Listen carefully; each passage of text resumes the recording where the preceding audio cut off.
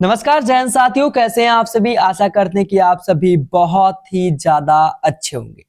देखिए भी जो पेंशन भोगी लोग हैं, पेंशन लाभार्थी हैं, उनको लेकर एक बहुत ही अच्छी, बहुत ही खुशखबरी के विषय में खबर आ गई है, जो कि ईपीएस के तहत न्यूनतम पेंशन जो है उसमें बढ़ोतरी की मांग को रखा गया है। और यहाँ पर का खा गा का एक तीन ऑप्शन डाल दिया गया है। हमारे पास यहाँ पर तीन पन्ने की खबर है। अब इन तीनों पन्नों का जिक्र आराम से करेंगे, इसलिए आप लोग वीडियो को पहली बार देख रहे हैं तो वीडियो को लाइक कर लें, चैनल को सब्सक्राइब कर लें और इस खबर के विषय में आप भी अपनी राय कमेंट बॉक्स में बता दो। ये खबर बहुत ही जल्द की है, जो कि भारत सरकार और श्रम और रोजगार मंत्रालय और राज्यसभा अतिरिक्त प्रश्न संख्या 2022 यानी कि 2022 गुरुवार 12 दिसंबर 2024 21 अनुग्रहण 1946 यानी कि सुहासक। इसके बाद यहां पर लिखा हुआ है ईपीएस के तहत न्यूनतम पेंशन और 2022 श्रीमती जेबी माथेर हिसम। इसके बाद यहां पर लिखा हुआ है क्या श्रम और रोजगार मंत्री आप बताने की कृपा करेंगे कि, यानी कि एक प्रश्न कर डाल दिया गया, जिसका उत्तर यहां पर रखा हुआ है क्या श्रम जो रोजगार है, जो पेंशन बढ़ोतरी है वो कब तक होगी। इसके बारे में विस्तार रूप से इस पर चर्चा की गई है।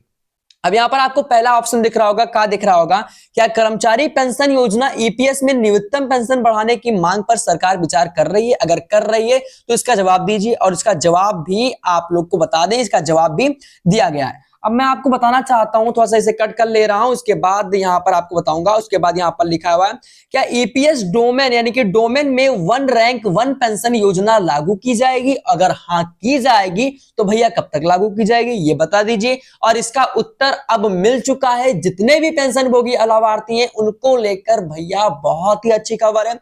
इसके बाद गा का ऑप्शन रखा हुआ है क्या ईपीएस पेंशन से संबंधित दावों को हम आपकी जगह अविलंब निपटाने के लिए न्यायाधिकरण स्थापित किया जाएंगे। अगर हाँ किए जाएंगे तो कब तक किए जाएंगे, ये प्रश्न रख दिया गया है। और इसका प्रश्न का जवाब भी आ गया, जो कि आपका भाई आज इस वीडियो के माध्यम से बताने वाला। इसलिए भाई वीडियो को लाइक भी कर लेना। अब चलिए यहां पर देखते हैं, इसका उत्तर देख लेते हैं। भाई पहले का उत्तर यानी कि का खा गा रखा हुआ है।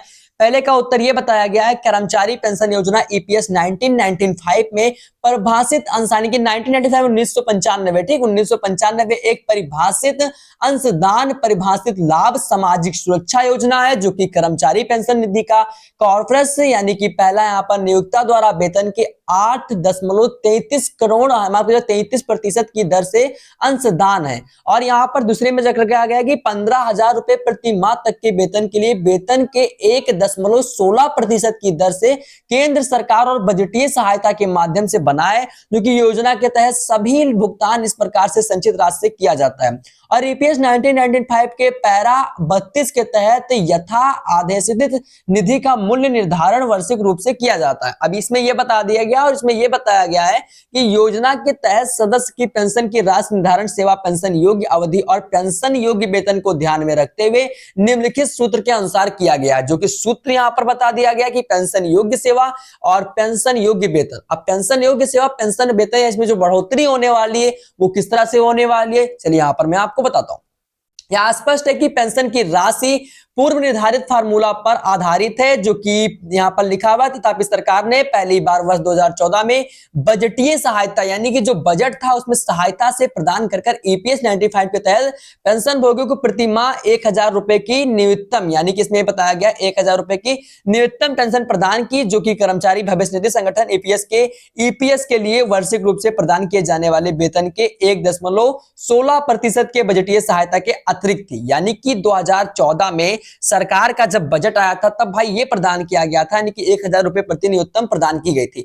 लेकिन अब इसे भी बढ़ाया जाए, भैया इसकी मांग रखी जा रही है और इसकी मांग रखी जा रही है तो ये बढ़ाया भी जाएगा। अब चलिए यहां पर नेक्स्ट पेज को ओपन कर ले रहे हैं। यहां पर बताया गया है कि कर्मचारी पेंशन योजना ईपीएस 1995 के पेंशन भोगियों की मांगों पर विचार करते हुए सरकार ने ईपीएस 1995 के पूर्ण मूल्यांकन और समीक्षा के लिए एक उच्च अधिकारी प्राप्त निगरानी समिति और इसके साथ साथ एचएमसी का गठन किया है।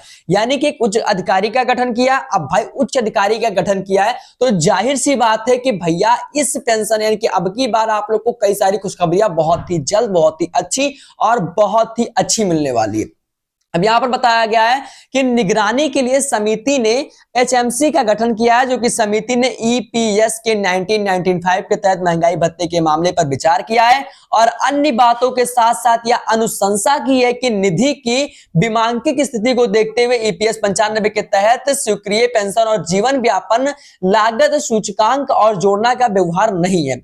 खामे जिक्र किया गया है, खाएनगिया में ईपीएस के तहत पेंशन रैंक से जुड़े नहीं है और पेंशन दावे को निपटान के लिए न्यायाधिकरण की स्थापना करने का प्रस्ताव नहीं है। जो कि भाई इसमें यह बताया गया है, जो पहले था यानी कि जो पहले आपकी बढ़ोतरी की गई थी बजटीय अनुसार से, तो अब की बार भी बजटीय अनुसार से कुछ ना कुछ यहाँ पर बढ़ोतरी वगैरह की जाए, जो कि ईपीएस 1995 का जिक्र करते हुए बताया गया। तो भाई जाहिर सी बात है कि अगर इसमें कुछ बदलाव किए जाते हैं, इस प्रश्न का उत्तर मिले, तो अभी बहुत ही जल्द इसका बहुत ही जल्द उत्तर मिलेगा और इसका उत्तर भैया सरकार खुद देगी, जो कि यहाँ पर 3 को यहाँ पर सामने रख दिया गया और जो उत्तर था मैंने आप लोगों को बता दिया। बाकी यही चीज थी जो कि कर्मचारी पेंशन योजना ईपीएस में न्यूनतम पेंशन बढ़ाने की मांग की गई है, वो सरकार विचार कर रही है, तो कब तक इसका जवाब देगी और इस चीज को अब सरकार को बताना होगा।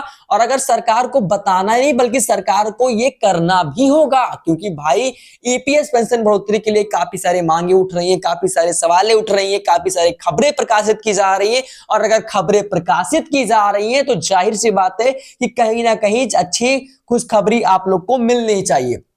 बाकी यही जानकारी थी। अगर आपको हमारी जानकारी अच्छी लगी हो तो वीडियो को लाइक जरूर कर देना, चैनल को सब्सक्राइब जरूर कर देना, क्योंकि आप सभी को हमारे यूट्यूब चैनल पर इसी तरह से जानकारियां मिलती रहती हैं। मिलते हैं अपने अगले वीडियो में, तब तक के लिए जय हिंद साथियों।